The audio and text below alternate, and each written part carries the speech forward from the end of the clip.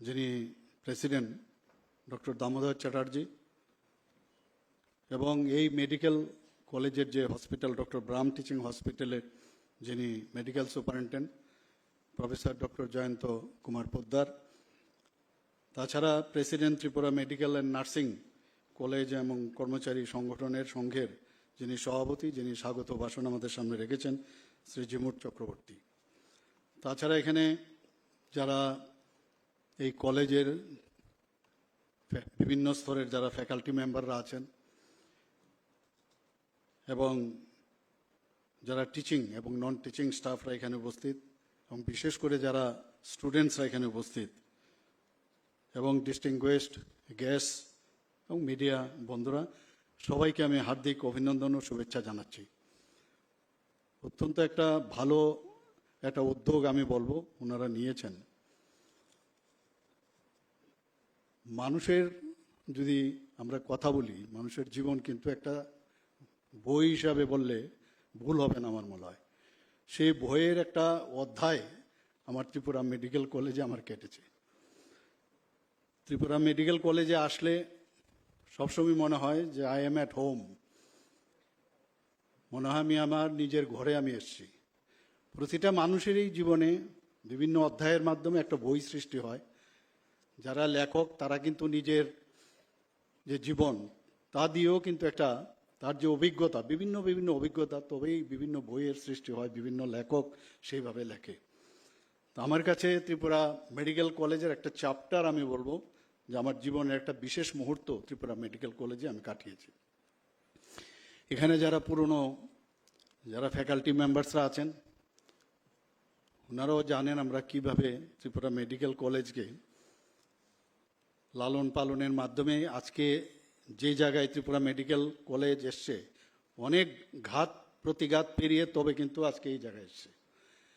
আগামী দিনও নিশ্চয়ই আমরা আরও বেশি রিফাইন থেকে আরও রিফাইন যাতে ত্রিপুরা মেডিকেল কলেজ হয়।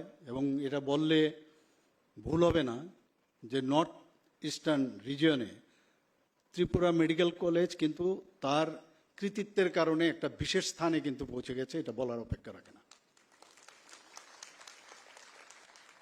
আমরা এখনো Agartala medical college, government medical college প্রায়শ বিভিন্ন জায়গায় গেলে আমরা প্রথমে প্রায়োরিটি বেসিসে এইগুলোই বলি, কিন্তু ত্রিপুরা মেডিকেল কলেজের সাথে যারা যুক্ত ছিল আমরা জানি এটাকে যদিও বলা হয়, কারণ এনএমসি বা আগের যে এমসিআই এর গাইডলাইন, সেই গাইডলাইন্স অনুসারে দুটো স্তরে মেডিকেল কলেজকে ভাগ করা হয়, বা ডেন্টাল কলেজ হোক। তো সেইগুলোকে কি বলছে যে একটা হচ্ছে বেসরকারি আর একটা হচ্ছে গভর্নমেন্ট। মাঝখানে ওই গভর্নমেন্ট রান সোসাইটি এইসব ওরা সেটাকে রিকগনাইজ করে না। কিন্তু আমরা জানি এই কলেজকে গভর্নমেন্ট যেভাবে আমরা লালন পালন করছি, বিভিন্ন সময় আমার কাছে আমাদের সিও সাহেব থেকে শুরু করে আমাদের যারা আমাদের এখানে ডক্টর পি রায় যিনি চেয়ারম্যান এবং প্রিন্সিপাল প্রায়শ আমার কাছে আসেন, কারণ আমাদের এই কলেজ যাতে প্রপারলি চলে, তার যে পড়াশোনার যে স্ট্যান্ডার্ডাইজেশন সেটা অল ইন্ডিয়া বেসে যাতে ভালো থাকে, তার জন্য এনএমসি এখন গঠিত হয়েছে। তার জন্য অনেক সময় ফ্যাকাল্টির ঘাটতি হয়। ইনফ্রাস্ট্রাকচার তো এখন নিজেদের পায়ে দাঁড় হয়ে গেছে, এখন সমস্যা নেই ইনফ্রাস্ট্রাকচার, কিন্তু ফ্যাকাল্টি পাওয়া যাবে না, কিন্তু এটা দোকানে পাওয়া যাবে না যে ফ্যাকাল্টি কিনে আনলাম। আগে ত্রিপুরা মেডিকেল কলেজ শুরুর যখন হয় তখন ফ্যাকাল্টির খুব অভাব ছিল। আমরা অ্যাসিস্ট্যান্ট প্রফেসর হয়ে আমরা জয়েন করেছি, কিন্তু আমাদের কাছে প্রফেসর, অ্যাসোসিয়েট প্রফেসর এগুলো একেবারেই ছিল না। তো নর্থ ইস্টার্ন জোনের থেকে বিশেষ করে রিমস থেকে যারা পাশ করেছে, আসাম থেকে যারা পাশ করেছে, তাদেরকে নিয়ে এসে কিন্তু মেডিকেল কলেজে তাদেরকে আমরা নিয়ে আসতাম। আমরাও ওনাদের কাছ থেকে অনেক কিছু শিখেছি, জানতে পেরেছি। তো that time it was birding stage of TMC.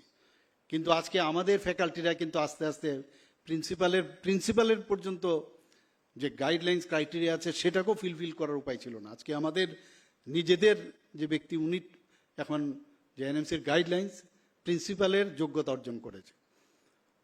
আমরা গভর্নমেন্ট মেডিকেল কলেজেও সেটা করছি। আগামী দিনে যে এখন গভর্নমেন্ট ডেন্টাল কলেজ শুরু হয়েছে, সেখানেও এই সমস্যা। তো বারবার আমরা কিন্তু ওইভাবে রাখছি যে আমাদের যারা ছেলে মেয়েরা আগামী দিন যখন তাদের এক্সপিরিয়েন্স গেইন করবে, যাতে ওই জায়গাটা খোলা থাকে। কারণ বারবার বাইরের থেকে কত আনবো, আর বাইরের থেকে এসে থেকে তারাও চলে যায়।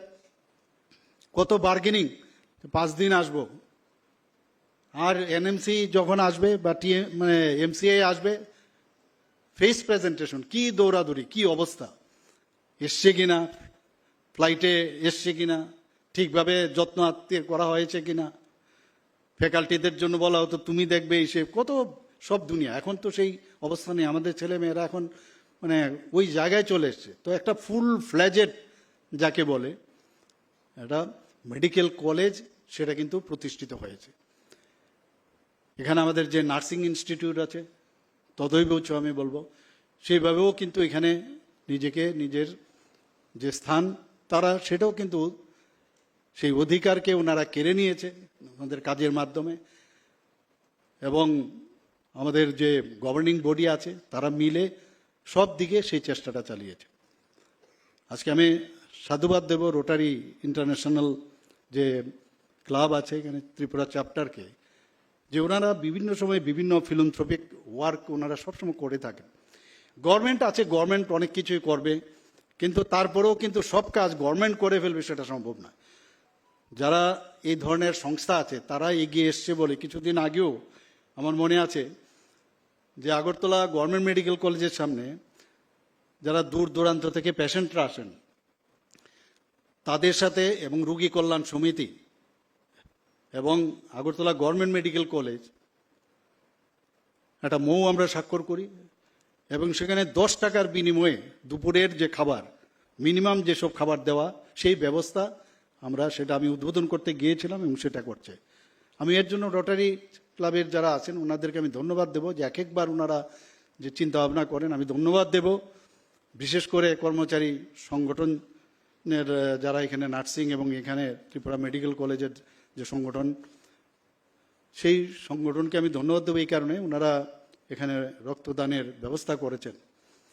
রক্ত এমন একটা জিনিস যে এটাও কিন্তু বাজারে কেনা যায় না, এবং রক্তেরও কিন্তু ধর্ম নেই। এটা মুসলিমের রক্ত না হিন্দুর রক্ত না বুদ্ধিস্টের রক্ত, যখন রক্ত যায় একই। আমি রক্তের মাধ্যমে সবাইকে বলি we are all same, we are human being. আমরা মাঝখানে বিভিন্ন সময়ে বিভিন্ন কথা বলি, কিন্তু আলটিমেটলি রক্ত দানের সময় আমি এই কথাটা বারবার বলি, আমরা সব এক। এই রক্তদানের মাধ্যমে সেটা আরো ভালোভাবে প্রতিষ্ঠিত হয়। শুধু তাই নয়, এটা কি 18 বছরের রক্ত নাকি 60 বছরের রক্ত না 65 বছরের রক্ত, সেটাও কিন্তু বোঝা যাবে না। আজকে আমি যখন এখানে যারা রক্ত দিচ্ছে কয়েকজনকে আমি জিজ্ঞেস করলাম, আমরা একটা সবসময় একটা মানে একটা ডিজায়ার থাকে, জিজ্ঞেস করি তোমার ব্লাড গ্রুপ কি। দেখলাম যারা দিচ্ছিল, আমি শুনলাম প্রায় 70 থেকে 75 জনের মতো রেজিস্ট্রেশন করিয়েছে, আজকে ব্লাড এখানে ডোনেট করবে। তো তাদেরকে জিজ্ঞেস প্রায় আমি যাদেরকে আজকে দেখলাম এখানে সবাই মোরাললেস পজিটিভ ব্লাড গ্রুপ। আমরা জানি সবাই, কিন্তু এখানে সবাই এখানে ডাক্তাররা আছেন, ডাক্তার অ্যালাইড যারা আছেন সবাই জানি, আমরা 4টা গ্রুপ আমরা জানি, কিন্তু আসলে 4টা গ্রুপ না, আমাদের 8টা গ্রুপ। কারণ RH যদি ফ্যাক্টর আমরা ধরি তাহলে 8টা গ্রুপ আমাদের হবে। আমরা সবাই জানি পপুলেশনের 15% হচ্ছে আমাদের নেগেটিভ গ্রুপ, এবং খুব ডিফিকাল্ট সেটা পাওয়া। এর জন্য আমি বারবার জিজ্ঞেস করি তোমার ব্লাড গ্রুপটা কি, কি তোমার বলে পজিটিভ কি নেগেটিভ। নেগেটিভ বলে আমাদের কাছে মনে হয় যে না, একটা মানে নতুন ভাবে এই ব্যক্তিকে আমি আবিষ্কার করলাম। যখন সমস্যা হবে, কারণ আমরা যারা অস্ত্রোপচারের সময় আমরা পেশেন্টের যখন ব্লাড এবং তার ব্লাড গ্রুপ এবং তার হিমোগ্লোবিন দেখি, যখন দেখি তার রক্ত স্বল্পতা রয়েছে বা অস্ত্রোপচারের সময় রক্ত ক্ষরণের চান্স বেশি, মিনিমাম 2টো ইউনিট ব্লাড নিয়ে যদি আমরা না যাই বা রেডি না থাকলে সমস্যা হয়। আমাদের ব্লাড ব্যাংক আছে ত্রিপুরাতে প্রায় 14টা ব্লাড ব্যাংক, 12টা সরকারি আর 2টো বেসরকারি। আগে তো হোল ব্লাড দেওয়া হতো, কারণ সেই ব্যবস্থাও ছিল না যখন আমরা খুবই ছোট, যে হোল ব্লাড বাচ্চাদের বেলায় খুব সমস্যা। এখন দেখা গেছে এখন সেপারেশন, আলাদা আলাদা করে সেপারেট করা যায়, যার যা তো আরবিসি দরকার তো আরবিসি, প্লেটলেট দরকার প্লেটলেট, এরকমভাবে আলাদা করা যায়। মানে হোল ব্লাড দেওয়ার প্লাজমা লাগে তো প্লাজমা দিল, হোল ব্লাড না দেওয়াতে বাচ্চাদের উপর লোডটাও কম হয়। তো বিজ্ঞানের অগ্রগতির সাথে এই ব্যবস্থা আমরা ত্রিপুরাতে আমরা 2018-তে সরকার তৈরি হওয়ার পরে আমরা বিশেষ করে স্বাস্থ্য বিভাগকে আমরা ঢেলে সাজানোর চেষ্টা করেছি। গতকালও প্রতি বুধবার যদি আমি আগরতলায় থাকি বা ত্রিপুরাতে থাকি, মুখ্যমন্ত্রীর সমাবেশে বহু লোক আসে বাইরের থেকে, বেশিরভাগই আপনার স্বাস্থ্য সম্পর্কে বিষয় নিয়ে। আমি বারবার যখনই বলি অলরেডি পেশেন্ট চলে গেছে কোথাও বাইরে এ মুখ তেমুখ, আমি বললাম ত্রিপুরাতে আমাদের এখানে সুপার স্পেশালিস্ট এখন আছে। ত্রিপুরা মেডিকেল কলেজেও আমি যখন পেডিয়াট্রিক সার্জারির বা অন্যান্য সব খবর আমি মাঝে মাঝে আসি শুনি, নিজেকে গর্ববোধ হয়। খবরই রাখে না, এবং বেশিরভাগ গরিব মানুষই দেখি বাড়ি ঘর সোনা দানা এগুলো মানে বন্ধক দিয়ে বিক্রি করে বাইরে চলে যাচ্ছে। আমি ওনাদেরকে বললাম আপনারা কেন যান, আমাদের এখানে আছে, ডাক্তারবাবুরা দাঁড়িয়ে থাকে, আধিকারিকরা থাকে। তো এই যে বিগত কয়েক ডিকেড ধরে এমন একটা অবস্থা করেছে যে নজরেই দেওয়া হয়নি যে স্বাস্থ্য ব্যবস্থাকে ঢেলে সাজানো দরকার, করার জন্য করা আর কিছু না। একটা বিল্ডিং বানালেই হবে না, তার ইনফ্রাস্ট্রাকচারের সাথে সাথে মানুষের কথা চিন্তা করে যে কি কি তাদের সমস্যা। আমি বলছি না আমরা 100% করে ফেলছি, কিন্তু একটা চেষ্টা থাকতে হবে। 9টা সুপার স্পেশালিটি আমরা স্টার্ট করেছি আগরতলা গভর্নমেন্ট মেডিকেল কলেজে, 250 কোটি টাকা খরচ করে আমরা সুপার স্পেশালিস্ট ব্লক করেছি। এবং সেখানে যে এখন একটা মানুষের এখন একটা ধারণা হয়ে গেছে যে বিভিন্ন বেসরকারি প্রতিষ্ঠানে যেরকম চাকরি মানে এত সুন্দর একটা অবস্থা থাকে সেখানে, তো সেই অবস্থার মধ্যে কর্পোরেট স্টাইলে হসপিটাল চাই। তো সেইভাবে কর্পোরেট স্টাইলে কিন্তু আমরা এই হসপিটালটা ব্লকটা আমরা বানিয়েছি।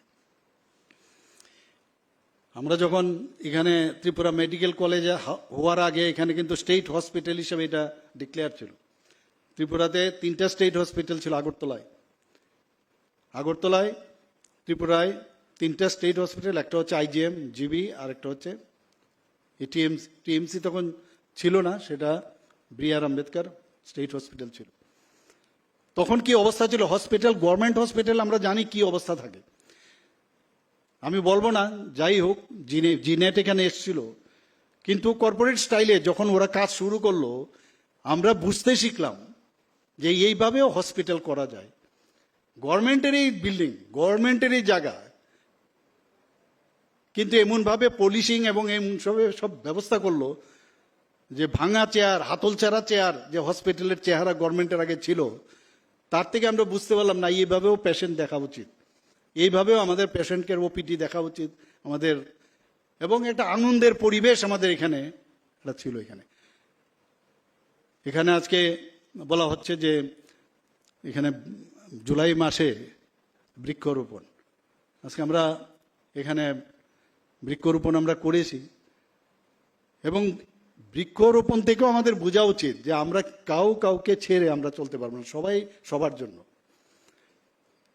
এবং একটা ম্যাচিওর্ড গাছ যদি আমরা চিন্তা করি, তার সেই অক্সিজেন দেয় প্রতি বছরে প্রায় 260 পাউন্ড, আর কার্বন ডাইঅক্সাইড শুষে নেয় 48 পাউন্ড সে শুষে নেয়। অর্থাৎ যত গাছ আমরা লাগাবো তত আমাদের অক্সিজেনের যে মাত্রা আমাদের এই আবহাওয়ায় সেটা হবে। তো এইগুলো আমাদের জানতে হবে, তবেই তো আমরা এই প্লান্টেশনের উদ্দেশ্য কি সেটা আমরা বুঝতে পারবো। এবং বেশি করে যাতে আমরা গত বছর 2024-25-এ 5 মিনিটে আমাদের যে ফরেস্ট ডিপার্টমেন্টের থেকে আমরা একটা অনুষ্ঠান করি, 5 মিনিটে 5 লক্ষ গাছ আমরা রোপণ করেছি ত্রিপুরাতে। প্রতি বছর আমরা কিন্তু সেটা ইনক্রিজ করছি। এবং গাছের মাহাত্ম্য আমরা সবাই জানি, গাছ যেমন আমাদের ছায়া দেয়, বাচ্চারা যারা আছে আমরাও রচনা লিখতাম, আবার গাছ আমাদের মানে বাঁচার জন্য কিন্তু সে কাজ করে।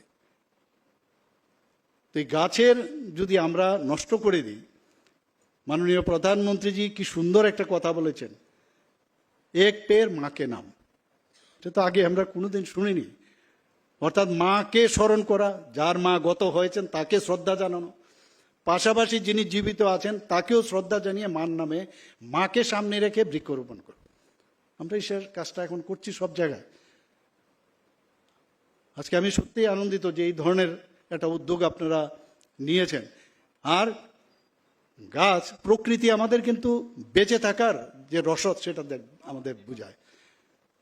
গাছের থেকে আমরা অক্সিজেন নিই আর আমরা কার্বন ডাইঅক্সাইড দিই, মানে একে অপরের সিম্বায়োসিস প্রসেস আমরা চলি। রক্তের কথা যেমন আমি বললাম যে কার রক্ত কোথায় যাচ্ছে এবং তার কোনো ধর্ম নেই। আজকে ধর্ম নিয়ে অনেক অশান্তি সারা পৃথিবীর মধ্যে। ঠিক গাছেরও যে আজকে যে আমরা বলি সবকা সাথ সবকা বিকাশ, বিশ্বাস আর প্রয়াস, একমাত্র এইগুলোর থেকে, প্রকৃতির থেকে আমাদের শেখা উচিত। আমরা গাছ ছাড়া আমরা বাঁচবো না। আমরা ছাড়া গাছ বাঁচবে? আজকে এখানে যদি আমি ম্যাক্সিলোফেসিয়াল সার্জারির একটা পেশেন্ট আমার কাছে আসলো, দেখলাম যে ওর প্রেশার দেখা গেল 200-র উপর হয়ে গেছে, বিপি। তার আমি কোথায়, এখন যদি মেডিসিনকে আমি খবর দিই, মেডিসিন বলবো এটা আমার কাজ না, পেশেন্টকে আমি বাঁচাতে পারবো? আমার যদি এখানে দেখা যায় যে কোনো ডিপার্টমেন্টে ইন্টারডিপেন্ডেন্ট কোনো একটা সমস্যা হয়, চোখের সমস্যা হলো, একই ঘটনা, যদি বলে তোমার তো অনেক বিভিন্ন সমস্যা তোমার আছে, তুমি মেডিসিনে যাও, সার্জারিতে যাও, তো যদি বলে না আমি দেখবো না, এটা আমার কাজ না, কিন্তু এসছে কিন্তু চোখের জন্য। তো একে অপরের জন্য আমাদের বেঁচে থাকতে হবে। এগুলো আগের সরকার এগুলো কোনোদিন চিন্তা করেনি। এখানে কর্মচারী সংগঠন বলেছেন যে আগের কি অবস্থা ছিল, অর্থাৎ সবসময় একটা বিভেদের একটা রাজনীতি এখানে হয়েছে। কর্মচারী মানে যারা এই কলেজকে চালাচ্ছে বা যে কোনো প্রতিষ্ঠানকে চালাচ্ছে তার বিরুদ্ধে জিন্দাবাদ জিন্দাবাদ করতে হবে, এছাড়া সম্ভব নয়।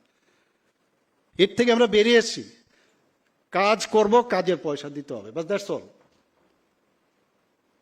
এটার জন্য যা যা করার এবং এই অনুষ্ঠান, এই যে আমাদের প্রতিষ্ঠান, সেটাকে বাঁচিয়ে রাখতে হবে। আমরাও আমাদের, কারণ তখনের সময়ে যে অবস্থা ছিল, একটা বিভেদের যে একটা করার ডিভাইড অ্যান্ড পলিসির যে সরকার ছিল, তার থেকে আমাদের চাওয়ার আগেই কিন্তু আমরা করে দিচ্ছি। আজকে এখানে আমার 3% ছিল ডিএ সরকারের, আমি এসে 29 মাসে 29% ডিএ আমি দিয়েছি, তারপর তো পরে দিলাম প্রায় 35%। একটা ডিফারেন্স আমি চাইছি যে আস্তে আস্তে করে যাতে 52% এখন আছে, যাতে করে আরো কম করা যায়। আগে তো দেখতাম 3টা 3:30 বাজলেই কর্মচারী সংগঠনকে বলতো যাও জিন্দাবাদ করো, কাজ কম মত করো, কাম কা ফিকর করো আর উসকা খুব জিকর করো, লেকিন কাম মত করো, এরকম একটা অবস্থা ছিল। তো এই একটা পরিবেশ করে, একটা অস্থির একটা পরিবেশ করে এই সরকার চলছে। আমি দেখি প্রাক্তন মুখ্যমন্ত্রী আজকাল বেশ বড় বড় কথা বলছেন, কি করেছেন আমরা সবাই জানি। ওনাদের যে কীর্তিকলাপ যদি আমরা বলতে শুরু করি, কারণ আমাদের কাছে এখন এইগুলো ওদের সম্পর্কে বলার চাইতে আমাদের কাজ করার যে বিষয়, সেইগুলো নিয়ে আমরা চিন্তিত। পিছিয়ে কিভাবে টেনে রাখা যায় সেই বিষয় নিয়ে খুব চিন্তিত ওরা। কালকে দেখলাম এক জায়গায় বলছেন যে বর্তমান মুখ্যমন্ত্রী বলছেন যে 19,000-এর উপর চাকরি এই সরকার আসার পর 19,000-এর উপরে সরকারি চাকরি দেওয়া হয়েছে। তো এতে কি সমস্যাটা কি আপনার? আপনাদের সময়ে 10,000 যে চাকরি, সবাই জানে আমরা 10,000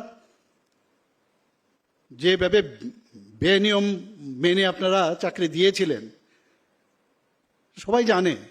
সুপ্রিম কোর্ট পর্যন্ত বলেছে কোনো এটা অবৈধ চাকরি। আমরা তো একটা কেসেও এতগুলো আমরা চাকরি দিলাম। আমি বলতে বলতে এখন গিয়ে দেখবেন ডাটা আরো উপরে চলে গেছে, এর মধ্যেই প্রায় 19,000-এর উপরেও চলে গেছে। 19,800-র উপর ছিল, এখন আরো বেশি বাড়বে যখন যখন এই চাকরি আমরা বলছে যে চাকরি যে ওদের সমস্যা হয়, আমরা চাকরির যে অফার বিতরণ করি, ওনাদের তো অফার বিতরণ হতো পার্টি অফিস থেকে দেওয়া হতো, ডেকে ডেকে বাড়িতে দেওয়া হতো। আমাদের সেই সৎসাহস আছে যে ট্রান্সপারেন্সির মাধ্যমে আমরা চাকরি দিচ্ছি, এতে সমস্যা হচ্ছে, গাত্রদাহ হচ্ছে ওনাদের। ট্রান্সপারেন্সির মাধ্যমে আমরা চেষ্টা করছি। মাননীয় প্রধানমন্ত্রী যে ট্রান্সপারেন্সির মাধ্যমে দেশকে চালাচ্ছে, আমরাও ট্রান্সপারেন্সির মধ্যে আমরা কাজ চালাচ্ছি। যদি না পারি আমরা বলছি যে আমাদের পক্ষে এখন দেওয়া সম্ভব হবে না, কিন্তু দেব আমরা। কোনো আন্দোলনের দরকার নেই, কারণ এখানে যারা আজকে সরকার আমরা গঠন করেছি, আমাদের ভারতীয় জনতা পার্টির নেতৃত্বাধীন যে সরকার, সেই সরকার দায়বদ্ধশীল একটা সরকার। আমরা মানুষের ভোটে আমরা জিতে এসেছি, কিন্তু আগে আমরা দেখতাম যে কিভাবে ডিভাইড অ্যান্ড পলিসি করে মালিকের সাথে কর্মচারীদের একটা বিভেদ করো, সমাজতন্ত্র বলতে বলতে ওরাই সমাজের শত্রু হয়ে গেছে। আর আমরা বলছি না, সবকে সাথ সবকা বিকাশ, সবারই উন্নতি লাগবে, তবেই আজকে দেশ কোন জায়গায় চলে গেছে। মাননীয় প্রধানমন্ত্রীজি যখন প্রধানমন্ত্রীর দায়িত্ব 2014-তে নিলেন, দেখলেন যে কর্মচারী আছে কিন্তু তাদের স্কিল নেই, স্কিল ডেভেলপমেন্ট নেই, মাত্র 32% স্কিল। এই 32% স্কিল দিয়ে কি করে দেশকে সামনের দিকে এগোনো যাবে? এর জন্য যে যে জায়গায় আছে তাদেরকে আরো বেশি স্কিল ডেভেলপমেন্ট করতে হবে, এবং এই কারণে আজকে প্রায় 52 থেকে 55% স্কিল এর মধ্যে ডেভেলপ হয়েছে। বারবার উনি বলছেন, আজকে যেখানে আমরা চাকরি দিচ্ছি, যতগুলো চাকরি দিচ্ছি, বারবার ওনাদেরকে ট্রেনিং। আমি যখন আমার এখানে যখন আসে মানুষ বলছে যে এই পেশেন্টের জন্য বাইরেও যেতে বলেছে, কে বলেছে? বলে যে এরকম। তো উনি তো, যদি উনার সুপার স্পেশালিস্ট, উনি কেন বলবেন যে বাইরে যেতে? যদি উনি না জানেন, তার জন্য আমরা ট্রেনিং এর ব্যবস্থা করব। যদি ইনফ্রাস্ট্রাকচার না থাকে, আমরা সেটা ডেভেলপ করে দেব, কিন্তু বাইরে কেন পাঠাবে পেশেন্টকে? সেই জায়গায় আমরা কাজ করছি এখন। আমাদের এখানে এখন মেডিকেল হাব হচ্ছে, এখানে ডেন্টাল কলেজ 63 আসনের গভর্নমেন্ট ডেন্টাল কলেজ হয়েছে। আমি এখানে থাকার সময় আমি চেষ্টা করেছি যে এখানেও ডেন্টাল কলেজ শুরু করা যায় কিনা, কারণ আগের সরকারকে বললেও হতো না, কিছুই হতো না। যখন আমি ওনাদেরকে বললাম, সেই চেষ্টা করতে করতে আজকে সেই জায়গাটা এসছে, ডেন্টাল কলেজ। মানে 7 মাসের মধ্যে মাননীয় প্রধানমন্ত্রীজি নিজে এসে সেটাকে উদ্বোধন করেছে। আমাদের এখানে নার্সিং কলেজ হয়ে গেছে, এখানে ফার্মেসি কলেজ আছে, বিভিন্ন যেসব এএনএম জিএনএম সেই ইনস্টিটিউশন, সরকারি বেসরকারি সমস্ত ত্রিপুরাতে এখন হচ্ছে। বিভিন্ন সুপার স্পেশালিস্টের যারা আছেন এখানে কাজ করতে চাইছে, আমরা অলরেডি জায়গাও নির্ধারণ করেছি। যে আমি বলছি যে বারবার কোনো পেশেন্ট বাইরে যেত না যায়, এইরকম যদি হয় তাহলে আমি আপনাদেরকে মানে আমি যে প্রজেক্ট আমার মাথায় আছে সেটা আমি স্যাংশন করব, যে কোনো অবস্থায় বাইরে যেন মানুষ নেই। সেইভাবে আমরা চেষ্টা করছি। আমি আশা করি যে এই ধরনের উদ্যোগ আপনারা যেটা নিয়েছেন, আমি বলবো যে এই ধরনের আরও বিভিন্ন যেসব ফিলান্থ্রপিক ওয়ার্ক আপনারা নিশ্চয়ই আগামী দিন নেবেন। এবং এই রক্তদানের মাধ্যমে একটা জিনিস আমাদের মেইন হচ্ছে অ্যাওয়ারনেস প্রোগ্রাম। অ্যাওয়ারনেস, সমস্ত বিষয়ে অ্যাওয়ারনেস দরকার। যা আজকে যারা স্টুডেন্টরা আছে, যারা টিচাররা আছেন পড়ায়, এটাও কিন্তু এক ধরনের পড়াশোনা করাই ঠিকই, কিন্তু এটাও একটা অ্যাওয়ারনেস, পার্টিকুলার একটা সাবজেক্টের বিষয়ে তাকে অ্যাওয়ারনেস করা। আজকে আমরা যদি বলি ত্রিপুরাতে ড্রাগ এডিকশনের যদি কথা বলি, এর জন্য অ্যাওয়ারনেস দরকার। আমাদের এইচআইভির সম্পর্কে যদি আমরা বলি, তার অ্যাওয়ারনেসের দরকার। এইডসের সম্পর্কে অ্যাওয়ারনেস দরকার। আমি বারবার সব জায়গায় গিয়ে বলি, আমি এত এডিকশন ত্রিপুরাতে এই বিগত 30, 35, 40 বছর ধরে এখানে এমনভাবে ড্রাগ এডিকশন হয়েছে। আমরা চেষ্টা করছি, সরকার চেষ্টা করছে প্রচুর, যে সিজারের প্রায় 132% ইনক্রিজ করেছে সিজার এই ড্রাগ, এবং 100 প্রায় 12%-এর মতো যে ড্রাগ সেটা ধরা হয়েছে। কিন্তু এই করে তো চলবে না, সবার যদি সহযোগিতা থাকে এবং এই অ্যাওয়ারনেসের মাধ্যমে। এইচআইভি একবার যদি হয় শরীরে, এই ইন্ট্রাভেনাস ইঞ্জেকশনে বিশেষ করে এইচআইভি খুব ত্রিপুরাতে বেড়ে গেছে। আমাদের ছেলে মেয়েদের মধ্যে এখন দেখা যাচ্ছে এগুলো প্রচুর। তো তাদেরকে তো চিহ্নিত করা হয়েছে, ড্রাগ এডিকশন সেন্টার আমরা করছি, ড্রাগ যাতে রিহেবিলেট করা যায় তার জন্য ডি এডিকশন সেন্টার আমরা করছি। সমস্ত ডিস্ট্রিক্টে আমরা 8টা ডিস্ট্রিক্টে আমরা ডি এডিকশন সেন্টার করছি at the rate of 20 crore। শুধু তাই নয়, 198 কোটি টাকার মতো সব মিলিয়ে আমাদের দেওয়া হয়েছে। বিশ্রামগঞ্জেও একটা বড় একটা ডি এডিকশন সেন্টার আমরা করছি। মাদার অ্যান্ড চাইল্ডের আমাদের একটা হসপিটাল হচ্ছে জিবিতে। আমাদের ডেন্টাল কলেজের জন্য 202 কোটি টাকা আমরা পেয়েছি এই ডোনার মিনিস্ট্রি থেকে। চেষ্টা চলছে একটা ফুল ফ্লেজেড টার্সিয়ারি একটা আই হসপিটাল করার জন্য ILS এ উঠতে বা দিকের যে জমি সেখানে আমরা করছি, যাতে করে আয়ের জন্য বাইরে কেউ না যেতে হয়। আমি পুরো ওদের দেখালাম যে কি কি লাগবে না লাগবে, সেটারও কাজ শুরু হবে। তো আমরা চাইছি যে ত্রিপুরাতে স্বাস্থ্যের জন্য বাইরে যেন না হয়, কারণ প্রচুর মানুষের সমস্যা হয়। এখানে যারা আজকে রক্তদান করতে এসছেন, আমি অ্যাওয়ারনেসের কথা বলছিলাম, যে একটা সুস্থ মানুষের যদি 18 বছর থেকে 60 বছর পর্যন্ত সে রক্তদান করে, সে 65 ইয়ার্স পর্যন্ত নিয়মিত যদি রক্তদান করেন, 65 ইয়ার্স পর্যন্ত সে রক্তদান করতে পারে। পুরুষের বেলায় তিনবার মাসে 3 মাস পর অন্তর 4বার রক্ত দিতে পারে। মেয়েদের বেলায়, মহিলাদের বেলায় 3বার রক্ত দিতে পারে। এগুলো জানতে হবে, বলতে হবে। 26 মিলিলিটার একটা মানুষের যদি পার কেজি ইউনিটে তার উদ্বৃত্ত রক্ত থাকে, আর মহিলাদের বেলায় 16 মিলিলিটার থাকে। তাহলে যদি 350 ml আমি ধরি এক ইউনিটে, তাহলে তার উদ্বৃত্ত অংশের যদি ইনটু করি তার কেজি অনুসারে, তো সামান্য অংশ খালি দান করছে, আর রক্ত তো আবার তৈরি হচ্ছে, নতুন করে রূপান্তর হচ্ছে। কিন্তু আমরা নিজেরাই কিন্তু ডাক্তারবাবুদের মধ্যে আমি জানি এত কিছু জানার পরেও রক্ত দিতে, অনেকে বলে আমার রক্ত দিলে সমস্যা হবে, কিন্তু রক্ত দিলে আবার নতুন করে রক্ত তৈরি হয় এবং শরীরও কিন্তু ভালো থাকে। তো এইগুলো নিয়ে আমাদের মনে হয় আলোচনা করা দরকার। এবং যেখানে আমি বলছিলাম, যখন আমাদের এই HIV ভাইরাস একবার যখন ঢুকে, সেটাকে কিন্তু পুরা নিরাময় করা যায় না, কিন্তু দেখতে হবে ভাইরাল লোড যাতে কম থাকে। তার যে যে HIV রেট্রোভিয়াল থেরাপি, সেটা আমাদের দেওয়া উচিত। ওএসটি বেরিয়েছে এখন, ওরাল সাবস্টিটিউট থেরাপি। যারা ড্রাগ নেয় তাদেরকে এই থেরাপির মাধ্যমে ফ্রি ট্রিটমেন্ট আমরা দিচ্ছি, গভর্নমেন্ট আমাদের সেইভাবে আমরা ব্যবস্থা করছি সেখানে। এবং একটা মাস গণ আন্দোলন দরকার এই বিষয়গুলো।